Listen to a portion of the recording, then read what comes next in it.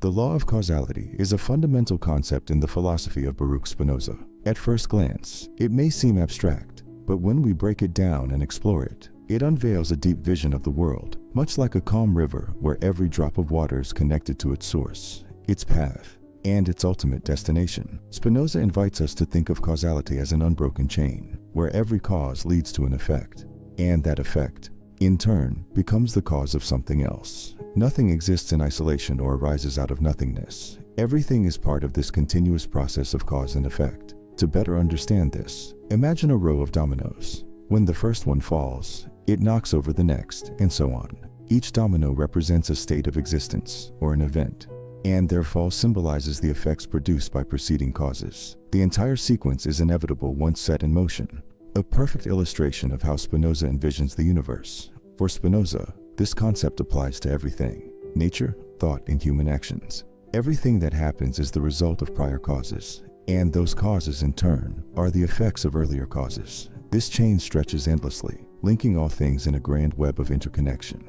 In a sense, the universe is like a finely tuned machine, with every part functioning in harmony, not because of chance, but because each part is governed by causal laws. Take, for example, a tree growing in a forest. The seed from which the tree sprouted didn't just appear out of thin air. It was carried by the wind or by an animal after having been produced by another tree. That parent tree, in turn, grew from a seed that came from yet another tree. This process goes back to the very beginning of the forest itself, but it doesn't stop there. The soil in which the tree grows has been shaped by countless natural forces: rain, erosion, decaying plant matter, all of which are the effects of earlier causes. The tree's growth, its branches, and its leaves are all shaped by the environment, weather conditions, and countless other factors. In the same way, human life and actions are bound by the law of causality. Imagine someone deciding to help a stranger. On the surface, this might seem like a free and spontaneous choice. However, for Spinoza, this action is also part of the causal chain. The decision to help is shaped by the person's upbringing,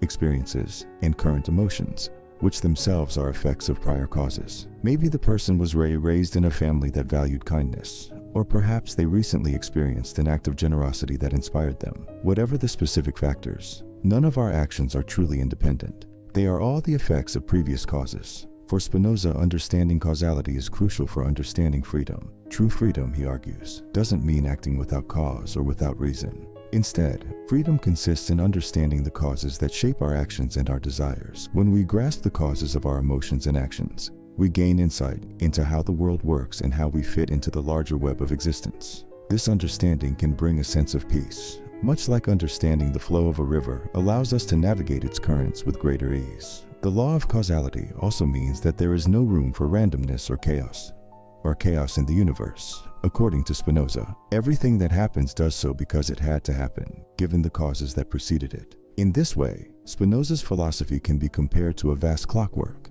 where every cog and gear turns exactly as it should. Even events that seem random or accidental, such as a sudden storm or an unexpected encounter, are part of this grand causal system. They occur because the specific conditions required for them were met, and those conditions, in turn, were shaped by prior causes. In sum, the law of causality is not just a dry philosophical principle. It is a profound insight into the nature of reality, a reminder that everything is connected, that nothing exists in isolation. By embracing this perspective, we can begin to see the world not as a chaotic and random place, but as a beautifully ordered whole, where everything has its place and its reason for being. Our exploration of Spinoza's law of causality, we dive into how this concept shapes his understanding of human emotions, ethics, and what it means to be truly free.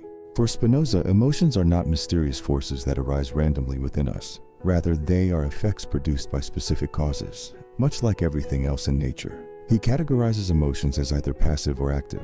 Passive emotions, or passions, are those we experience when we do not fully understand the causes behind them. These emotions happen to us, and we feel as if we are at the mercy of forces beyond our control. For example, if someone insults us, we might feel anger or resentment. This anger doesn't come out of nowhere. It arises because we interpret the insult as a threat to our sense of self-worth. The cause of the anger is tied to our beliefs, our past experiences, and our personal history, all of which we often don't fully comprehend in the heat of the moment. Active emotions, on the other hand, are those we experience when we understand the causes behind our feelings. When we recognize why we feel a certain way, we are no longer passive victims of our emotions. Instead, we gain a measure of control over them. If we understand that the person who insulted us was acting out of their own insecurity, for instance, we might feel compassion instead of anger. This understanding transforms our emotional reaction from a passive passion into an active emotion, which Spinoza considers a form of empowerment. Spinoza's ethics, rooted in the law of causality, emphasizes the importance of this self-understanding. To live ethically, in Spinoza's view, is to understand the causes of our actions and emotions, and to align ourselves with the natural order of the world. This is what Spinoza calls intellectual love of God, or amor Dei intellectualis. Not love in the emotional sense, but a deep understanding and acceptance of the universe as it is. In this framework, God is synonymous with nature, and to love God is to love the order and interconnectedness of all things, including ourselves. To illustrate, think of a skilled sailor navigating a river. If the sailor fights the current, trying to steer the boat in a direction opposed to the flow of the water, they will struggle and might capsize. But if the sailor understands the current, the rocks, and the bends in the river, they can navigate skillfully and with ease. This is what it means to live ethically according to Spinoza. We don't try to oppose the causal forces of the universe. Instead, we seek to understand them and move in harmony with them. This brings us to Spinoza's notion of freedom, which is central to his philosophy. At first glance, Spinoza's emphasis on causality might seem to suggest a kind of determinism, where freedom is impossible. If everything we do is caused by prior events, how can we ever act freely? Spinoza answers this by redefining freedom. For him, true freedom is not the absence of causes, but rather the ability to act in accordance with our understanding of those causes.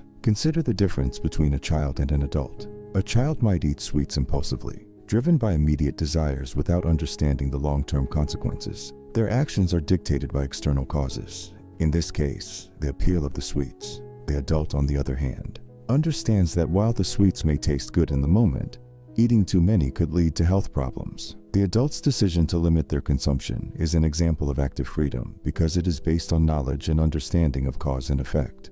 For Spinoza, the more we understand the causes of our desires, emotions, and actions, the freer we become. This is because we are no longer blindly driven by forces we don't understand. Instead, we act with intention and awareness, moving in harmony with the natural flow of causality. This state of understanding leads to what Spinoza calls blessedness, or beatitudo, a deep sense of peace and contentment that arises from living in accordance with the natural order. In contrast, when we don't understand the causes that shape our lives, we experience what Spinoza calls bondage. This is the condition in which we are ruled by our passions, acting without understanding why we do what we do, much like a leaf blown around by the wind. A person in bondage might feel as though they are free because they act according to their desires, but in reality, they are being controlled by forces they don't comprehend. To put this in a modern context, think of how people often feel overwhelmed by stress or anxiety. These emotions don't arise out of nowhere. They are the effects of deeper causes, such as societal pressures,